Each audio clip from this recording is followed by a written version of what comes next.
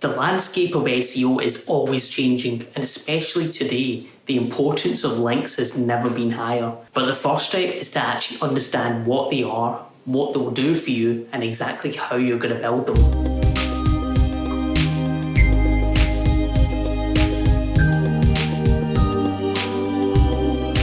If you've been doing SEO the traditional way, i.e. working on your own page SEO, focusing very heavily on rankings, then you're probably experiencing the following. Your rankings may be fluctuating a lot. Some of your competitors may be outperforming you, but after analysing all the data and using all the tools, you can't figure out exactly why. You may even be especially hurt by Google updates, and your rankings may really suffer after a large Google update. The amount of traffic coming through to the site may not even be significant enough to start tracking sales, for instance. Now, the average person that has trained themselves on SEO that I've come across, their train of thought is usually to, one, stick to good practice with regards to their on-page SEO. Matt Diggity has a really good guide on that. And two is to set up their pages correctly so that they all interlink and all the pages will rank for their respective keywords. And once you've done that, they think, that's it, job done, what else do I need to do? The problem is a lot of people they set up their on-page SEO really well. They've been doing it for quite a while, but then you tend to realise that there's only so far you can take it. I mean, how much you can't nitpick over individual keywords, title tags, or meta descriptions, or whatever. It's only going to get you so far. Obviously, you've figured out you have to build more authority. The page, the entire site itself needs to have more authority. But the question is, how are you going to dramatically build more authority? And by doing that, gain a lot more traffic. And that's where link building comes in. So what exactly are links? So links, or backlinks as they're often called, are almost like a vote of confidence for your site. So the more of those votes that search engines see linking to a website, the more likely that website will then rank for particular search queries. Links are a pretty fundamental part of the existence of the web. They're the primary way that people can navigate from one site to another. If you think about it, the only alternative would be to manually type in URLs or to keep bookmarks. So obviously, we need to be able to link between websites in order to move through them. And since humans associate a link with being a signal of trust, Google also sees it as a signal of trust in the same way. I mean, remember, Google's rank brain is an artificial intelligence. It's basically an extremely fast and almost human intelligence. But bear in mind, when I talk about links, I really do emphasize the quality of the links. So there are other ways of producing links, such as PBNs or using networks, which personally I don't advocate. And for that reason, I really do need to emphasize quality rather than the quantity of the links. Not every link is equal, and it's the same reason why you can rank a page at the top with a handful of links from other websites, while another competitor may have thousands of links, but they're extremely low quality. So that subject of assessing what's low quality and high quality is the discussion for another video and article.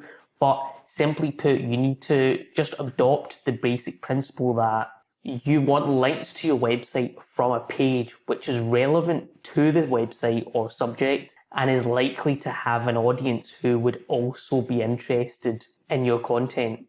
If you can nail that concept down, you're most of the way there. And when you have a quantity of these high quality, relevant white hat links, then you can look forward to around 3 benefits when you're able to do that effectively. The first benefit would be obviously a higher rank on search engines. Now, the way this works is naturally search engines will want to rank the most authoritative among that particular niche and push it to the top of the search results list. When Google's crawlbots find your site, it will try to assess whether you have contextual backlinks linking to the pages. And if it does, then the rest should fall into place. It will see that that page has high quality links going to it. It associates those with signals of trust, and you'll then be rewarded with higher rankings. And obviously, the more keywords that you rank for in this way, the more traffic you'll receive as a result. Second benefit, obviously, is direct traffic from the links. Now, there's going to be people click it. If you're getting high quality links, there will be an actual audience that are viewing the website that you're getting the link from. So obviously, you're also going to get direct traffic. Link building in of itself is a very effective way of driving traffic purely for this reason alone, and you can build a hell of a lot of traffic just from the direct traffic. It's sometimes even more useful as well. Whatever is going to drive a relevant audience to your website and improve your chances of making more sales isn't a bad thing, right? Third, obviously, is brand awareness. It's not something which is of huge importance at the start, especially at the start of your link building campaign or if your business is fairly new.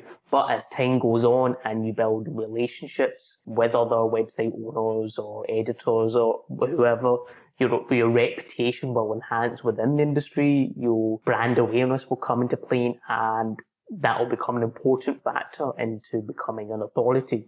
To summarize, high quality, relevant backlinks equals higher rankings, more traffic, and what we're all aiming for, more sales. Here's what building a link looks like in the real world. So obviously links can also occur naturally when someone just so happens across your content. It may be that they're searching Google or it's been shared on social media, whatever the medium has been used. They may just so happen across your content, they like what they see, and then you'll receive a link from it. However, not everyone is aware of every single piece of content on the net. If that was the case, you wouldn't even need to do any link building and you wouldn't need to hire anyone, and I'd be out of a job. But fortunately for me, it doesn't work like that. Building links, actively going out to build links, basically just speeds up this natural process.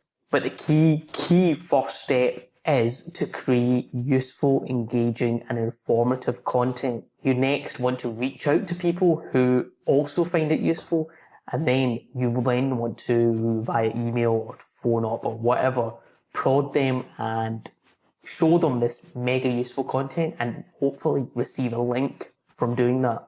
I know I've summarized this into basically just 3 steps, but link building really isn't an overnight process. Far from it. But if you can focus on creating value and honestly just helping your audience or your target customers and then reaching out into other areas of the web where they may be browsing, you're going to skyrocket your chances of bringing them onto your website and hopefully buying your product or service. There's obviously no magic bullet or secret shortcut to knowing exactly what makes something link-worthy. It does take time, but if you just offer something which is a mixture, authoritative, easy to navigate, it may solve a problem, it's an aesthetically pleasing way of displaying the stats, for instance, like an infographic, something that's research-backed. If you can nail those concepts down, you're going to be successful in building relationships with other website owners and getting links. But here's what building links isn't. It isn't advertising and advertorial content. I've seen numerous clients, previous clients, try to do this in the past, and I'm probably guilty of doing it in the past myself. Advertorial content will not attract any quality links. Please stop doing it. Whether it's naturally or even if you do the most super effective email outreach in the world, advertorial content generally will not get you the best links and it will be an uphill struggle. So the better the content is on your own site, usually by extension, the better your potential link profile will be. I mean, think about it. Would somebody link to an e-commerce site which is just full of product listings and nothing else?